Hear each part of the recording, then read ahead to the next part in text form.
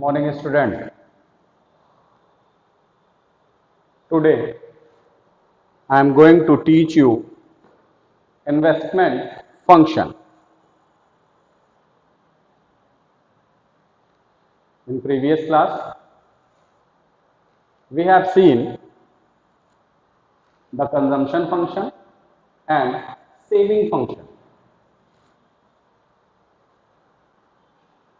Today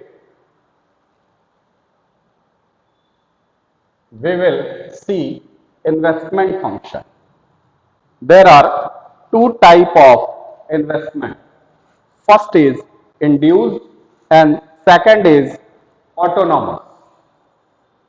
I have already told you what is induced and what is autonomous. Again, today I am telling you what is induced investment. Induced investment means which depend upon profit and directly influenced by income level. मतलब ऐसा investment जो profit पे depend हो, यानी कि जो profit motive से investment किया जाए और वो इनकम के डायरेक्टली प्रभाव में हो, यानी कि इनकम से जो डायरेक्टली इन्फ्लुएंस्ड होता हो. मींस इनकम इंक्रीज करेगी तो इन्वेस्टमेंट भी इंक्रीज करेगा, इनकम डिक्रीज करेगी तो इन्वेस्टमेंट भी डिक्रीज करेगा. तो इंड्यूस्ड इन्वेस्टमेंट वो इन्वेस्टमेंट है जो प्रॉफिट मोटिव से किया जाए और सेकंड ये है कि वो इनकम से इन्फ्लुएंस्ड होता है. Is that clear? And second one is autonomous investment. I have already told you in aggregate demand chapter. Then what is autonomous investment? It is not induced solely by profit motive and it is not change in the level of income. Means ये profit motive से ये investment नहीं किए जाते और income से इसका कोई फर्क नहीं पड़ता है, यानी कि इनकम के इंक्रीज और डिक्रीज करने से ऑटोनॉमस इन्वेस्टमेंट में कोई भी फर्क नहीं पड़ता है, कोई भी चेंजेस नहीं आते हैं, उसे ऑटोनॉमस इन्वेस्टमेंट कहते हैं. क्लियर है? अब आते हैं कि इंड्यूस्ड इन्वेस्टमेंट जो होता है बेसिकली ये प्राइवेट सेक्टर द्वारा किया जाता है. It is generally done by private sector. Private sector का मोटिव क्या होता है? प्राइवेट सेक्टर का मोटिव सिर्फ एक होता है, more and more and more gaining profit. और ऑटोनॉमस इन्वेस्टमेंट जिसका इनकम से कोई लेना देना नहीं होता है, जो इनकम से इन्फ्लुएंस नहीं होते हैं, ये गवर्नमेंट सेक्टर द्वारा किया जाता है. क्योंकि गवर्नमेंट जो भी इन्वेस्टमेंट करती है वो सोशल वेलफेयर के लिए करती है, उसमें प्रॉफिट मोटिव नहीं होता है. क्लियर है? तो आते हैं कि ये इंड्यूस्ड इन्वेस्टमेंट और ऑटोनॉमस इन्वेस्टमेंट, इन दोनों को हम ग्राफ पे कैसे शो करेंगे? तो इंड्यूस्ड इन्वेस्टमेंट इनकम से रिलेटेड होता है कि इनकम के फ्लक्चुएशन करने से ये इन्वेस्टमेंट भी फ्लक्चुएट करता है. मींस इंक्रीज करने से इंक्रीज करेगा, डिक्रीज करने से डिक्रीज करेगा. तो ये है हमारा एक्स एक्सिस, ये वाई एक्सिस, ये ओरिजिन, ये इनकम और ये इन्वेस्टमेंट. क्लियर है? अब यहां पर ये एक इन्वेस्टमेंट है, वाई इनकम है और यहां पे ये ए इन्वेस्टमेंट है. एक हमारी इनकम है वाई जिस पे हमारा इन्वेस्टमेंट ए है और हमारा इनकम इंक्रीज कर रहा है. मींस यहां पे जा रहा है, यहां पे जा रहा है, तो इसे हम इससे शो करते हैं. ये इनकम इंक्रीज करा तो हमारा इन्वेस्टमेंट भी इंक्रीज कर जाएगा इसी के कंपैरिजन। यानी कि इनकम y से y डैश हुआ तो हमारा इन्वेस्टमेंट A से B पे पहुंच जाएगा। ये शो क्या कर रहा है? ये शो कर रहा है कि हमारा जो इन्वेस्टमेंट है वो इनकम से डायरेक्टली इन्फ्लुएंस्ड है। इनकम इंक्रीज करेगी तो हमारा इन्वेस्टमेंट भी इंक्रीज करेगा और इसकी लाइन ऐसे शो करेगी। ये हमारा इन्वेस्टमेंट की लाइन हो जाएगी। ऑटोनोमस इन्वेस्टमेंट क्या है कि ये प्रॉफिट मोटिव से नहीं करे जाते हैं और ये डायरेक्टली इनकम से इन्फ्लुएंस्ड नहीं होती है। मींस ये एक्स एक्सिस है, ये वाई एक्सिस है, यहां पे इन्वेस्टमेंट लिया हुआ है, ये इनकम है और ये इन्वेस्टमेंट है आई। अब हमारी इनकम पहले वाई थी तो भी हमारा इन्वेस्टमेंट ये था और इनकम हमारी इंक्रीज करी और y से y डैश हो गया तो भी हमारा इन्वेस्टमेंट उतना ही है। यानी कि इनकम इंक्रीज कर रही है तो भी हमारा इन्वेस्टमेंट इंक्रीज नहीं कर रहा है और अगर इन्वेस्टमेंट डिक्रीज कर रहा है, y जीरो पे आ जा रहा है तो भी हमारा इन्वेस्टमेंट उतना ही बना हुआ। तो इनकम से जिस इन्वेस्टमेंट पर कोई भी फर्क नहीं पड़ता है वो ऑटोनोमस इनकम होता है और इनकम से जिस इन्वेस्टमेंट पर फर्क पड़ता है वो इंड्यूस्ड होता है। Is that clear? इसका आगे हमें और जरूरत पड़ेगा तो यहां पे ये कॉन्सेप्ट आपको समझना जरूरी है।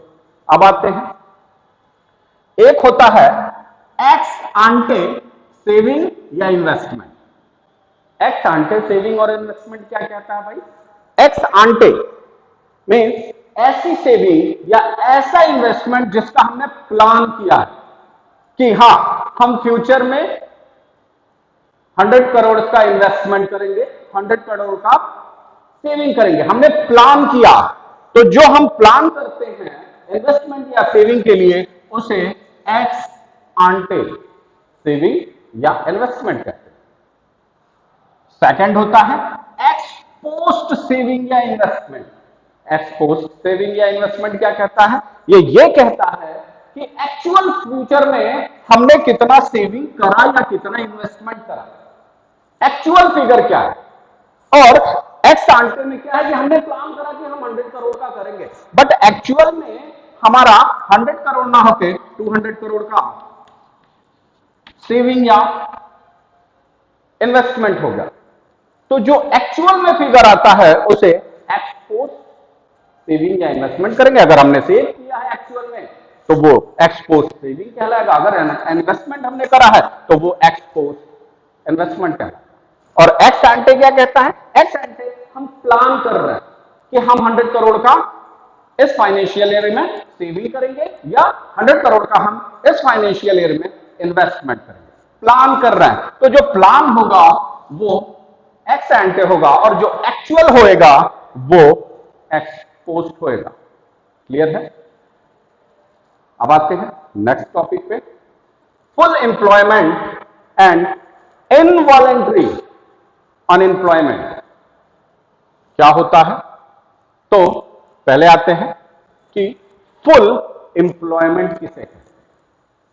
तो here is the definition, those people who are willing and able to work at existing wage rate and get work without any undue difficulty।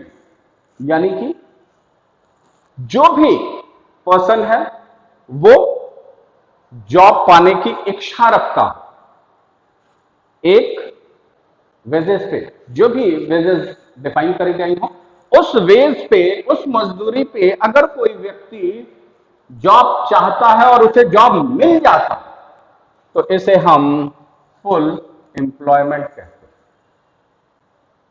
अगर वो जॉब चाह रहा है एक सर्टेन वेजेस पे, जो भी डिफाइन करी गई हो वेज, और उस पे उसे जॉब नहीं मिल रहा है तो वो अनएम्प्लॉयमेंट हो जाएगा। बट अगर एक व्यक्ति किसी एक वेज पे एम्प्लॉयमेंट वर्क करना चाह रहा है और उसे वर्क मिल जा रहा है, तो ये फुल एम्प्लॉयमेंट कहलाएगा। क्लियर है? अब आते हैं कि अनएम्प्लॉयमेंट किसे कहते हैं। तो अनएम्प्लॉयमेंट हमने बताया कि जॉब का विलिंगनेस है कि हमें जॉब चाहिए, और जो भी रेट उस समय वेजेस के डिफाइन करे गए हैं, उस रेट पे अगर कोई चाह रहा है कि हमें जॉब मिले बट उसे नहीं मिल रहा है, तो वो अनएम्प्लॉयमेंट होगा। और अनएम्प्लॉयमेंट टू टाइप्स के होते हैं, एक frictional unemployment and second one is structural unemployment. Frictional unemployment क्या कहता है? फ्रिक्शनल अनएम्प्लॉयमेंट कहता है कि कोई भी पर्सन जो एक जॉब कर रहा है और उसने अपनी जॉब को स्विच ओवर करके सेकंड जॉब पे गया, तो एक जॉब को छोड़कर दूसरी जॉब पे जब गया तो उस बीच में एक टाइम होएगा जिस टाइम पे वो अनएम्प्लॉय रहेगा।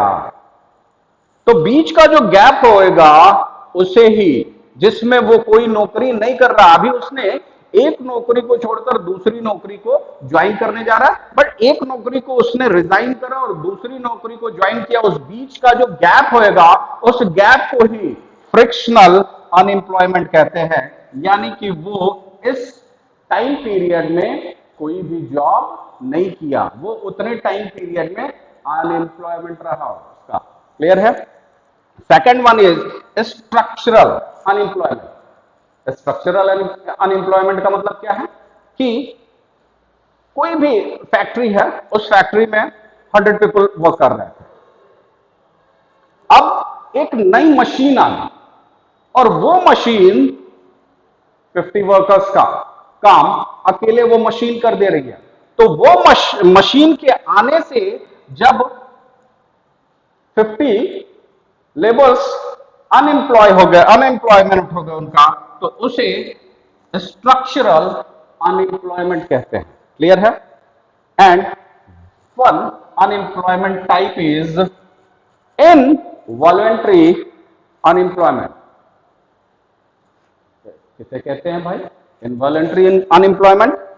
In this unemployment, where all those people who are willing and able to work at the existing wage rate but do not get the job, यानी कि किसी एक पर्टिकुलर वेज पे वो वर्क चाहते हैं और उन्हें वो वर्क नहीं मिलता है, तो उसे इनवॉलंटरी अनएम्प्लॉयमेंट कहते हैं।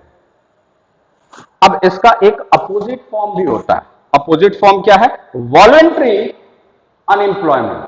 ये इनवॉलंटरी अनएम्प्लॉयमेंट है, मींस कि वो एक पर्टिकुलर वेज पे जॉब चाह रहे हैं बट जॉब नहीं पा रहे हैं।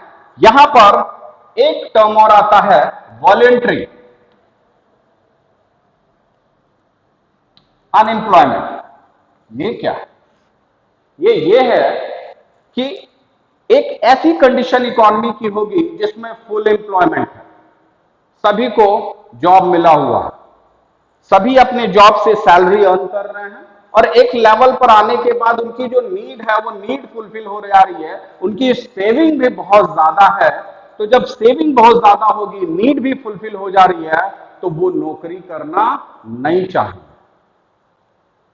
तो वो नौकरी कर रहे हैं, वो जॉब में हैं, उन्हें सैलरी मिल भी रही है, उनकी सारी डिजायर्स भी फुलफिल हो रही है, उनकी सेविंग भी हो रही है, और एक टाइम बाद जब वो लोग नौकरी नहीं करना चाहेंगे तो उसे वॉलंटरी अनएम्प्लॉयमेंट कहते हैं। यानी कि उन्होंने अपनी इच्छा से नौकरी छोड़ दिया, जॉब तो है, जॉब उन्हें मिल भी रही है, बट वो नौकरी करना नहीं चाहते। तो यहां पर अनएम्प्लॉयमेंट की कंडीशन बनती है जिसे वॉलंटरी अनएम्प्लॉयमेंट कहते हैं। क्लियर है? इन सारे चीजों की जरूरत हम आगे के चैप्टर में जब पढ़ेंगे तो उसमें पड़ेगा, इसलिए इसे आप ठीक से दिमाग में बिठाएंगे, इसे समझेंगे, अपनी बुक से भी देखेंगे, और अगर कोई भी प्रॉब्लम आती है तो you can ask me. Clear है? Thank you class.